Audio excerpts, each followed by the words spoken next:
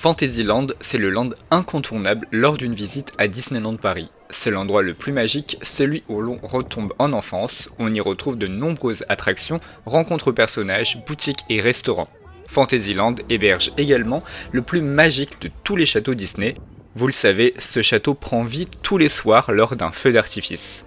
Pour préparer ce spectacle nocturne, Fantasyland ferme ses portes 1 heure plus tôt. Dans ce nouvel épisode, je vais vous montrer comment les équipes de Disneyland Paris s'organisent pour fermer un land aussi grand. Et vous allez le voir, tout est calculé à la minute près. Avant de commencer, on va d'abord repérer les points d'entrée et ils sont nombreux à Fantasyland. En effet, on peut rentrer par les côtés, sous le château, par Adventureland, par Discoveryland et par la route de la parade. Fantasyland a donc 6 portes d'entrée et une fois dans le land, on retrouve plusieurs attractions. Dumbo, Peter Pan, Blanche-Neige, Pinocchio, It's a Small World, les Tasses, le Labyrinthe, Casey Junior et le Pays des Contes de Fées. Niveau restauration, on a également du choix, avec 4 restaurants, le Toadole, le Chalet de la Marionnette, la Pizzeria Bella Notte et l'Auberge de Cendrillon. On peut également se faire une séance photo avec Mickey dans son théâtre, ou aller à la rencontre des princesses dans leur pavillon. Et on termine par les nombreuses boutiques. Bref, Fantasyland, c'est très grand et il y a de quoi faire pour s'occuper. Comme je vous l'ai dit au début, tous les soirs, Fantasyland doit fermer 1 heure plus tôt, mais pourquoi ? Le spectacle Disney Dreams utilise des effets pyrotechniques, comme des feux d'artifice et des lance-flammes. Ces éléments sont placés sur le château et bien sûr, derrière, sur les toits des attractions et des boutiques de Fantasyland. Le spectacle Disney Electrical Sky Parade utilise des drones et ces drones se trouvent au-dessus de Fantasyland. Toute la zone doit donc être complètement vide pour des raisons de sécurité. Maintenant qu'on sait pourquoi Fantasyland ferme, on va regarder ensemble comment les équipes s'y prennent pour vider un land aussi grand avec, je vous le rappelle, 6 entrées, 9 attractions, 4 restaurants, 2 rencontres personnages et plein de boutiques. On va donc regarder comment est-ce qu'on passe de ça à ça. La fermeture de Fantasyland a un nom en interne, ça s'appelle la clearance. Ce mot, vous l'avez sans doute déjà entendu dans l'aviation par exemple, clearance de décollage. À Disneyland, la clearance signifie qu'il n'y a plus personne. Avant le début de la clearance, les équipes vont s'organiser pour acheminer le matériel nécessaire, barrières, cordes, poteaux, afin de bloquer les accès. Ensuite, chaque cast member aura une zone très précise à surveiller.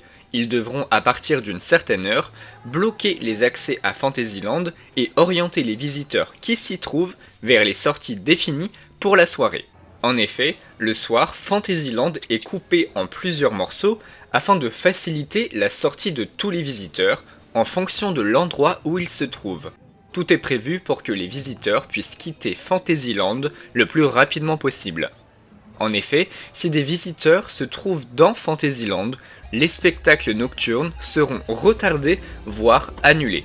Vous comprenez maintenant l'importance de la clearance et pourquoi elle doit se dérouler le plus rapidement possible sans brusquer les visiteurs, parce qu'on est à Disneyland Paris et que les visiteurs ne doivent à aucun moment s'apercevoir qu'en coulisses, des centaines de personnes s'activent pour leur offrir un spectacle inoubliable.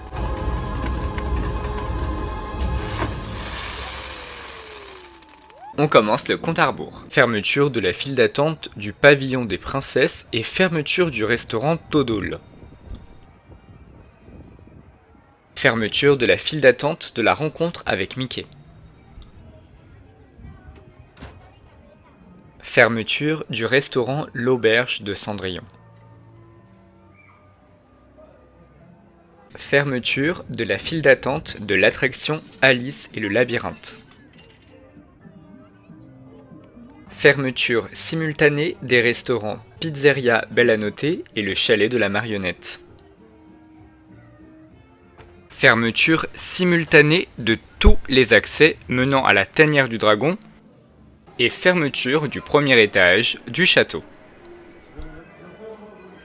Diffusion d'une annonce sonore dans l'ensemble du land et devant la cour du château pour prévenir de la fermeture prochaine de Fantasyland. Votre attention s'il vous plaît. Pour le spectacle pyrotechnique, Fantasyland ainsi que la zone autour de la scène du château seront fermées. Merci de votre compréhension. Your attention please. Fantasyland and the castle stage area will be closed during fireworks.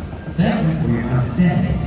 La diffusion de cette annonce sonore est très importante. C'est elle qui annonce le début de la clearance. Les cast members vont se mettre en position afin de fermer dans un premier temps le château, la cour du château et toutes les boutiques qui se trouvent dans le château. Les visiteurs sont donc orientés vers les sorties les plus proches. Les visiteurs ont également la possibilité de rester dans Fantasyland pour profiter des dernières attractions. C'est ce qu'on va voir tout de suite. Les visiteurs disposent d'encore 20 minutes pour entrer dans une file d'attente. Il reste Blanche-Neige, Pinocchio, le Carrousel, Dumbo, It's a Small World, les Tasses et Peter Pan. Il y a cependant une exception pour l'attraction Blanche-Neige. Celle-ci ferme ses portes 15 minutes avant les autres, et on va voir pourquoi. À partir de maintenant, Fantasyland est coupé en deux morceaux. Les cast members vont fermer toutes les barrières qui mènent directement à la cour du château. L'attraction Blanche-Neige se trouve dans cette zone. Voilà pourquoi elle doit fermer 15 minutes avant les autres. Les visiteurs qui se trouvent dans la cour du château sont donc invités à se diriger vers les sorties les plus proches afin de quitter la zone. La division de Fantasyland rend difficile l'orientation des visiteurs, mais rassurez-vous, les cast members sont là pour les aider et les orienter. Il reste 10 minutes pendant que les visiteurs se dirigent vers une dernière attraction. Les cast members, eux, continuent de s'activer pour être prêts pour la clearance. Tous les poteaux, les cordes sont maintenant en place, ainsi que le personnel qui est à sa position respective. On arrive à la dernière minute, plus que quelques secondes.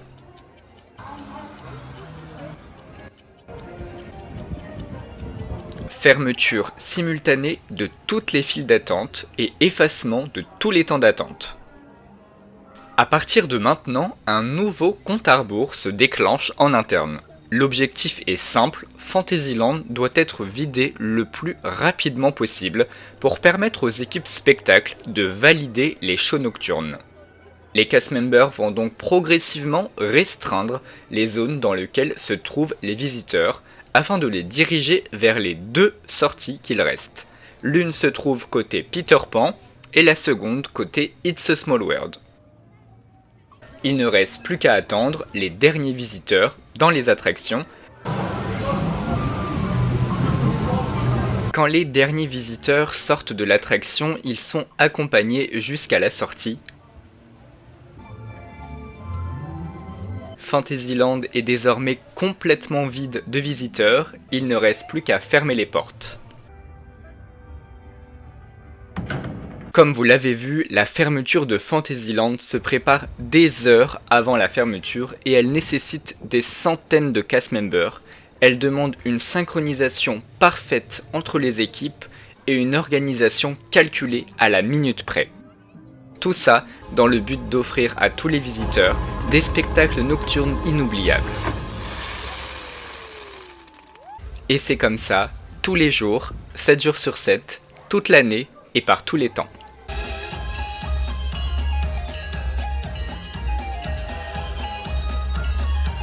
J'espère que cette vidéo vous aura plu. Si c'est le cas, pensez à me le dire en commentaire et à mettre un petit like. Je vous donne rendez-vous très bientôt pour d'autres vidéos sur Disneyland Paris. À bientôt!